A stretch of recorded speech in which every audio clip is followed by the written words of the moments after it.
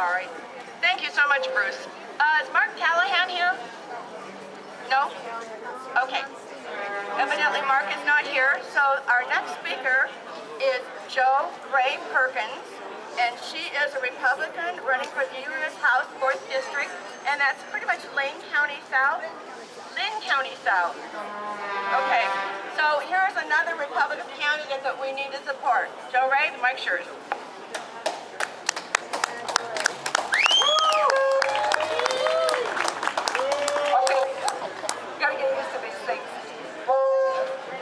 Everybody.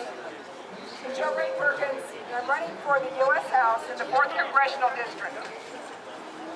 That area encompasses basically from Lynn County all the way down to the California border, but it excludes Jackson County, goes over the coast and back up again. It's the second largest geographic territory. The candidate that I'm planning to displace, I asked him recently how he felt about giving the federal lands back. And he's not for it. I have a problem with that. How about you? Yeah. Well, there's this little oath of office he took. All of that. Fazio. There's this little oath of office that he took, and by the way, it's on the front of my brochure, and I'm going to ask everybody to please take one, even though I know you can't vote for me, but you can pray for me, and you know people who can vote for me. But the oath of office that he took, that I will take, that everybody in the military takes, says they're going to support and defend the Constitution. So how do you support and defend the Constitution if you're not willing to follow what Article 1, Section 8, Clause 17 says? The land belongs to the states. Except for that stuff for Washington, D.C. and military use. Now, I don't know, when was the last time y'all drove through the Willamette National Forest and saw a military base? Right? Or the National Rangelands over in Eastern Oregon. I have never seen that. So it's time that we make a stand. And the fact that we have a man, Lavoy Finicum, who gave his life, blows me away. It just blows me away that he did that. But there's something that we need to do. There's a flag over there waving, an appeal to heaven. That flag is the first flag commissioned by George Washington. The reason for that flag is because when all else is done, we have to appeal to heaven. And that tree stands for everlasting. Amen. We serve an everlasting God, and He created this country for us to also be a city on a hill. And it's time that we get back our constitutional rights. And it's time that we elect people who will stand up for your constitutional rights. Yes. Yeah. And for those of you that are sick and tired of being sick and tired, filing deadline is Tuesday. Go to your county website, see what offices are available, and run for office and get elected. I don't care if you're running for the school board. I don't care if you're running for the cemetery board. It doesn't matter. We've got to get people that are patriots elected at every level of office. So thank you guys very much, and I'm going to ask people to pass these out for me. Jo Gray Perkins, my website is perkins4oregon.com. So thank you guys all for being here. Phone problem, which is why after all the work we've done, we're still talking on this. I'm going to ask you guys to surround this building here, these steps. We're going to move back to speak, and you'll be able to hear us because the sound will not be going out. So can everybody come down, come in, come up? So without any more further to do, we'll get Tom Davis up here to kind of let you know a little bit from the boots on the ground. But I would like everybody just to take a second real quick now that we've got this candlelight lit. And just truly remember the man that is in that picture right there, and the fact that he is no longer able to be here to support us. And let's keep this word moving, get this out there. Draw the people with kindness and peaceful, just like the boy's whole purpose was. So, thanks for coming, everybody. This is Tom Davis. You're welcome.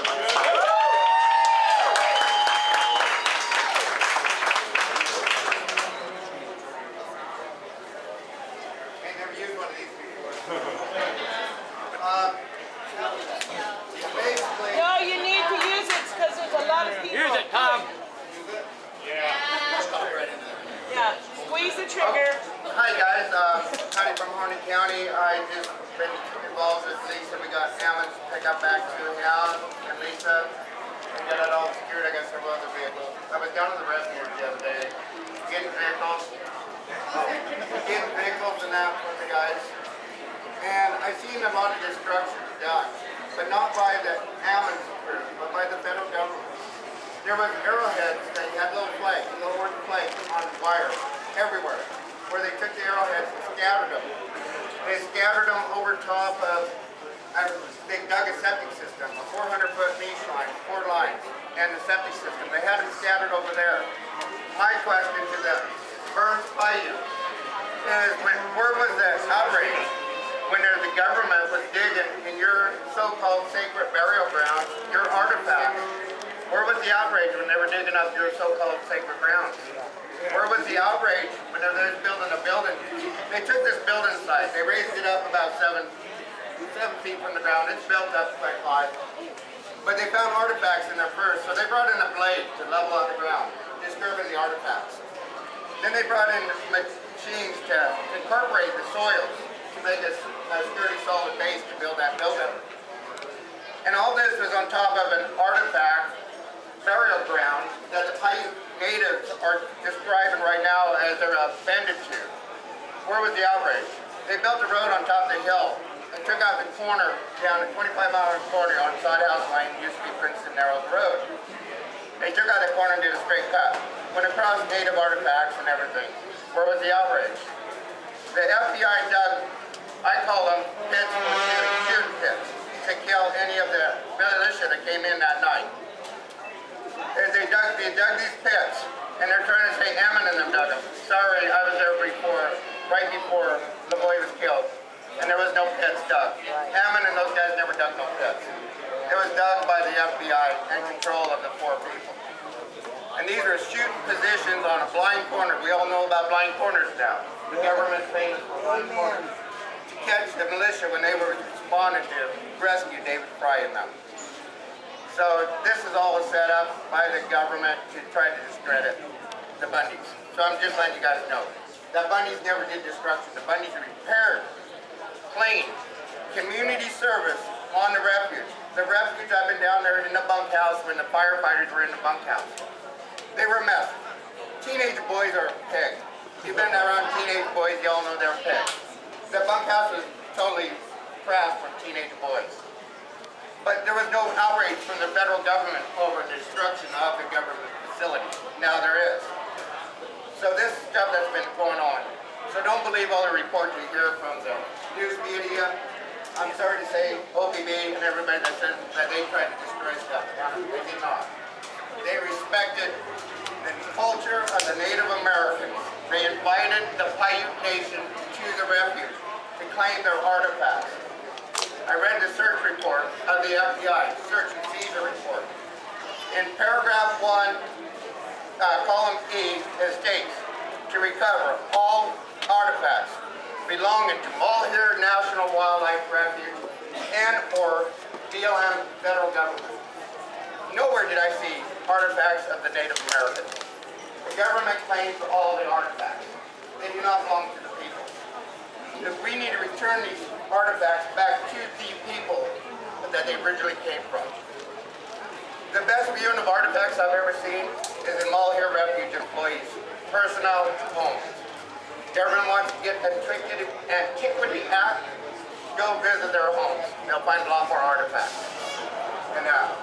But this is stuff that the news, KTU2, Channel 2 News had it on with Kennedy from the tribe, came up there and did a big thing about stopping in Arlington, destroying our history.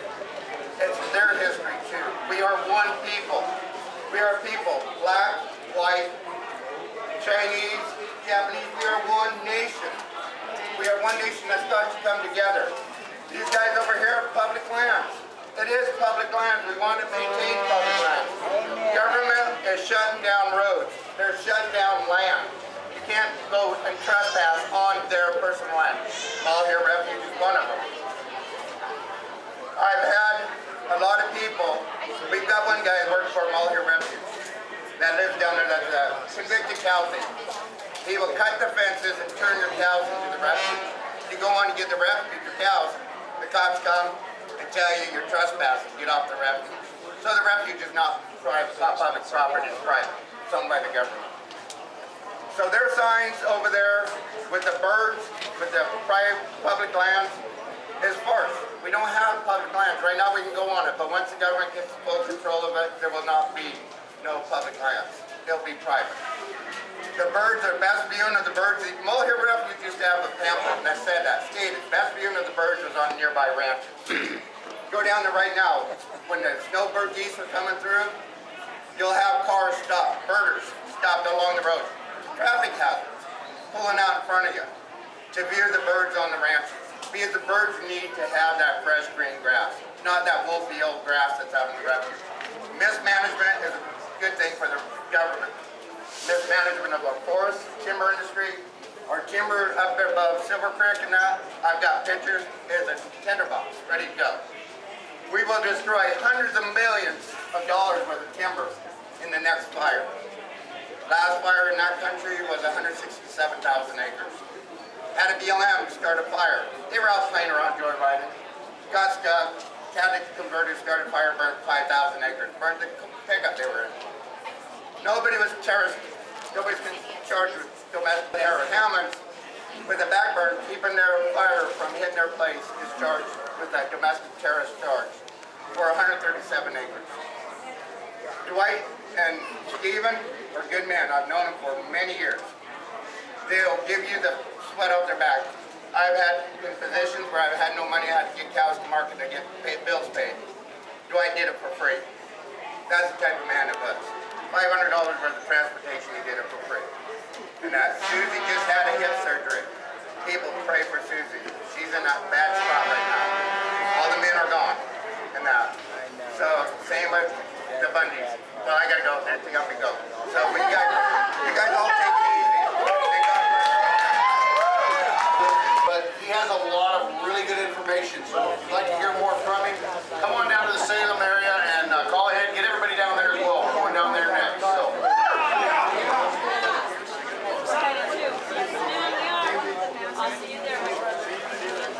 Thank you, Tom, for all that great information. When we get done here, we're all headed down to the Capitol steps in Salem. There's another rally going on there, so if you're all able to go, that would be really wonderful for us to all show up there to support them. Our next speaker that I would like to introduce is soon to be filed, running for mayor of Portland on the Republican ticket, Bruce Broussard.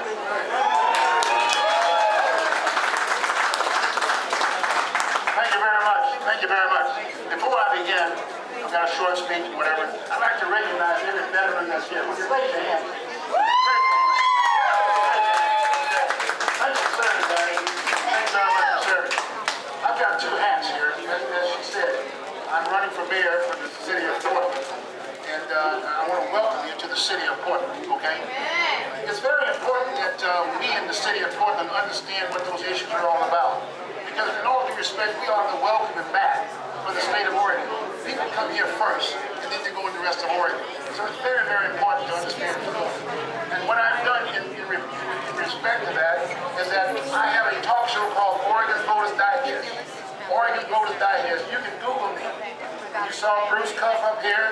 You saw Joanne up here, whatever. I've interviewed a number of these individuals here in the Portland area on YouTube. You can get me anytime. So meaning that I will reference everything that's being said today. We're going to be doing a Sunday show from Florida Line on YouTube. You can catch it on Wednesday, and I will continue to do so. It is very, very important that we educate our people. We educate our people. It's not a government for us. We are the government. It's a government of the people, by the people, and for the people. And you need to recognize that. Quit using the business of the fact that the government is running whatever. We are the government. Look in the mirror. You are the government. It's very, very important. And the only way you can access that is through your vote or run for office. Those are the only two options we have. We need leadership. And you're going to have to work towards doing that. Like Joe Ray said, run for office. It's very, very important. Those folks across the street, in all due respect, they don't have the background. In the city of Portland, we've got the highest failure rate our school system. If I'm mayor, it will be taught. It will be taught. That's a fact. It's very, very important. And this divisiveness, we're going to have to get away from that situation. I'm not talking about the national politics. I'm talking about Oregon politics. We got to focus on Oregon. And remember that. It's Oregon first. Let's get this done right away.